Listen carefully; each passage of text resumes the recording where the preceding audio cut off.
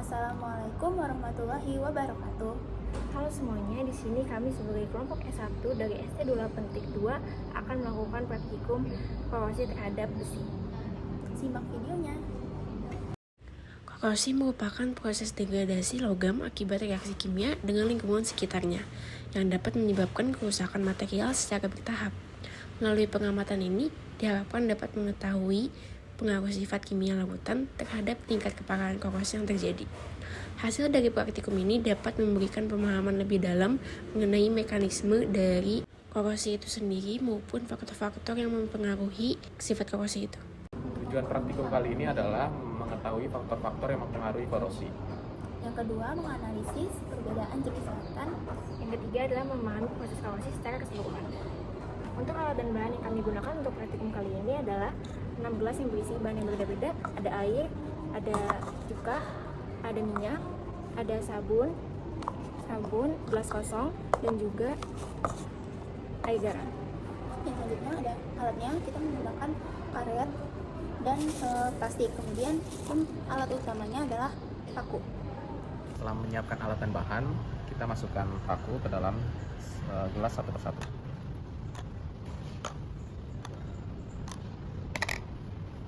Untuk langkah selanjutnya kita perhatikan kalau misalkan gelas ini bakal diberikan plastik yang akan diberikan karet sehingga tidak akan ada udara yang masuk dan juga mengganggu proses korosi dari paku tersebut.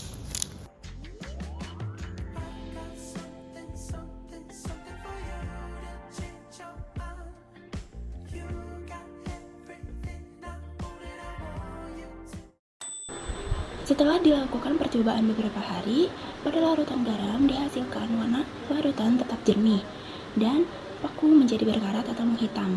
Hal ini terjadi karena air garam merupakan elektrolit kuat yang menghantarkan ion dan memungkinkan besi kehilangan elektron lebih mudah, sehingga proses korosi terjadi lebih cepat. Pada larutan cuka, dihasilkan warna larutan berubah menjadi coklat kemerahan dan paku berubah menjadi menghitam. Hal ini terjadi karena sifat asam asetat yang terkandung dalam larutan cuka memiliki ion hidrogen positif, sehingga lebih cepat mengalami korosi.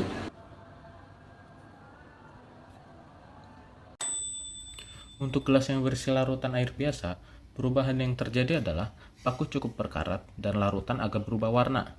Hal ini dikarenakan air mengandung oksigen terlarut yang bereaksi dengan paku. Untuk gelas yang berisi larutan minyak, perubahan yang terjadi adalah paku tidak berkarat, larutan tidak berubah warna.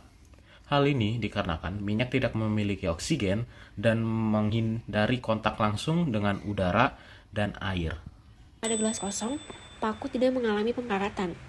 Alasannya adalah tidak ada air yang cukup untuk proses oksidasi, tidak ada elektrolit yang memfasilitasi transfer elektron, kelembapan udara tidak cukup untuk memicu korosi.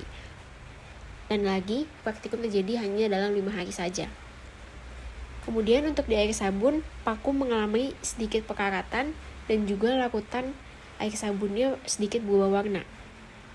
Air sabun mengandung ion-ion yang bersifat elektrolit, sabun memiliki sifat konduktivitas elektrik, dan juga mengandung garam-garam yang memudahkan transfer elektron. Ion-ion dalam sabun bertindak sebagai penghantar elektron dan juga reaksi oksidasi terfasilitasi pada permukaan paku, sehingga terjadi karat dan juga warna larutan bisa berubah karena ion besi yang terlepas memberi warna kecoklatan.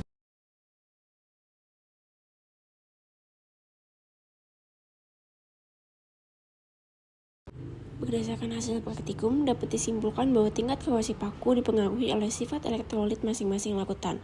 Larutan yang merupakan elektrolit kuat seperti NaCl atau HCl, namun di praktikum ini kita hanya menggunakan NaCl.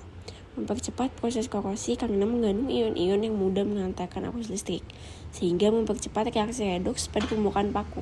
Sebaliknya, larutan non-elektrolit atau elektrolit lemah menunjukkan laju korosi yang lebih lambat atau hampir tidak terjadi, karena jumlah ion yang terbentuk sedikit dan kurang mendukung terjadinya reaksi elektrokimia. Dengan demikian, semakin kuat daya hantar listrik, semakin besar potensi terjadinya korosi.